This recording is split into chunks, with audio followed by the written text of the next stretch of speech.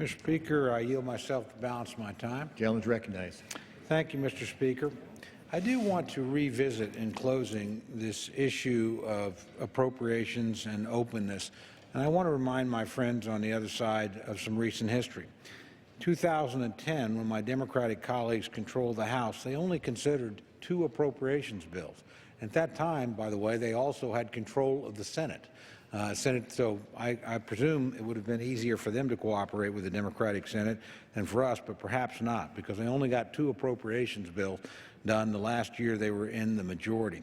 My colleagues deviated from the long-standing practice of open rules for appropriations bills by making in order only 40 amendments that year.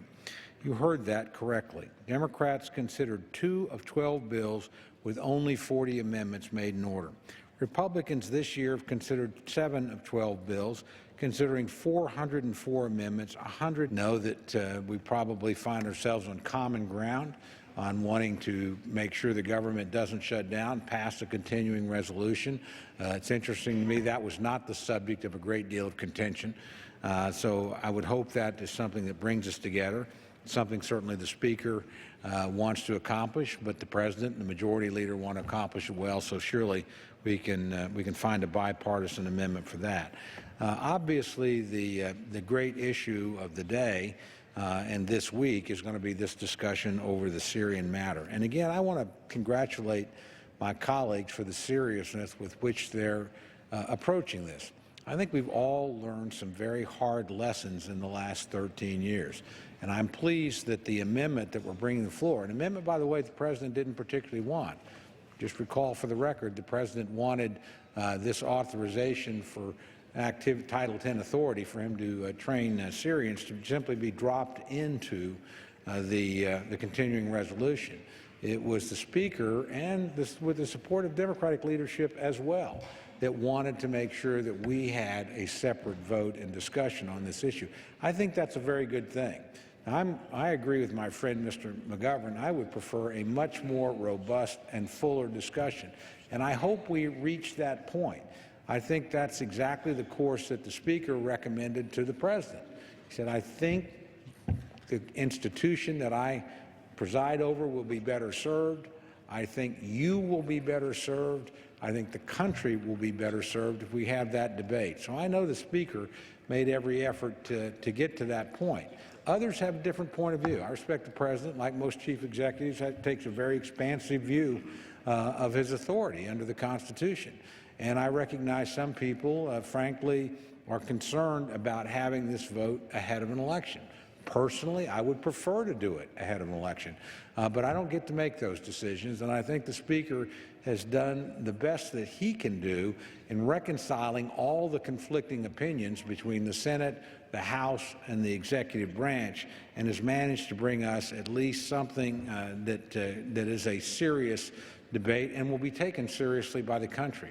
Moreover, I'm particularly pleased that my chairman, Mr. Sessions, on the Rules Committee made sure that we will have not a cursory debate, but 6 hours of debate. If any member wants to voice their opinion, 6 hours is an awful lot of time, and I suspect they're going to have the opportunity to come down here and do that, and I hope they will.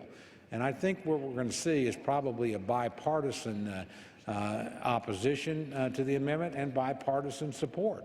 And frankly, in issues of war peace, that's probably the better way for us to proceed. So I think it's a challenging situation, but I think all concerned are trying to work together and do the right thing and present clarity. And I just want to go on record once again, personally, as hoping that as soon as possible that we come back, that the President asked for broad authority, that we repeal the 01 and 02 resolutions, something the President has asked us to do himself before, and work together and present a more precisely defined and limited resolution that gives him the authority to act robustly in the defense of our country, to punish people who commit the barbarous acts that we've seen in recent weeks, and to do the things that are necessary with the full bipartisan support of Congress to secure the security of the United States.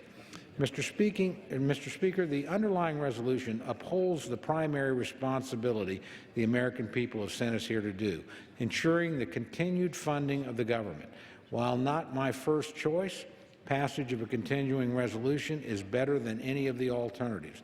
Additionally, it provides the President the additional authority he has requested to degrade and destroy ISIL. I would urge my colleagues to support this rule and the underlying legislation. Mr. Speaker, I yield back the balance of my time, and I move the previous question on the resolution. All time has expired. The question is on ordering